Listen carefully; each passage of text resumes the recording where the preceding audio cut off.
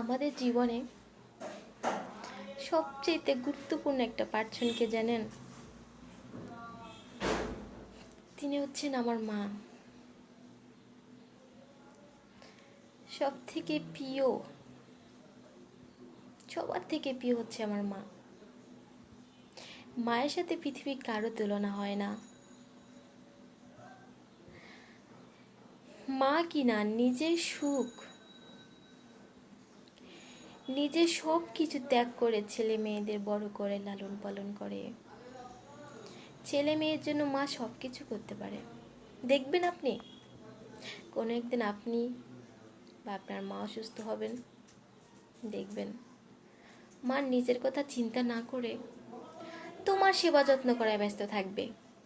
নিজের কথা একবারও ভাববে না যাতে সে নিজেও অসুস্থ। তুমি মাকে জিজ্ঞাসা করবে, মা তুমি না অসুস্থ, তুমি একটু শো। মা তখন কি বলবে জানেন? না বাবা, আমি এখন ঠিক আছি, আমার কোনো সমস্যা নাই,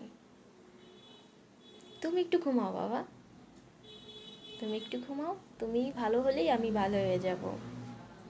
এ হচ্ছে মা, যে কিনা নিজের কথা না ভেবে ছেলে মেয়ের কথা ভাবে। ভালো একটা খাবার হলে সবার খাবার শেষে যদি থেকে যায়, খেতে বসবে, খাবে না, না এটা আমার ছেলে ভালো খায়, এটা আমার মেয়ে ভালো খায়, ওরা খাবে, নিজে খাবে না। এ হচ্ছে মা, নিজের স্বাদ আহ্লাদ, নিজের আশা সব কিছু ছেলে মেয়েদের মাঝে বিলিয়ে দেয়। মা ভাবে কি জানেন? যে আমার ছেলে মেয়ে সুখে থাকলেই আমি সুখী। তো এরকম কিছু ছেলে মেয়ে আছে যারা কিনা মা বাবার মূল্যায়ন করে না। আমরা সবাই একদিন বুঝবো জানেন, যখন মা বাবা কেউ থাকবে না পৃথিবীতে, আমরাও মা বাবা হব বা হয়েছি, আমিও অনেকে হয়েছে হবে, তখন তারা বুঝবে, এখন আমি বুঝি যে মা আসলে কিরকম। মায়ের সাথে পৃথিবীর কারো তুলনা হয় না। তাই সময় থাকতে আমরা সবাই মা বাবাকে অনেক ভালোবাসি, তাদের একটু মূল্যায়ন করি। মা ছাড়া পৃথিবীতে সন্তানাদিতে কেউ ভালোবাসে না।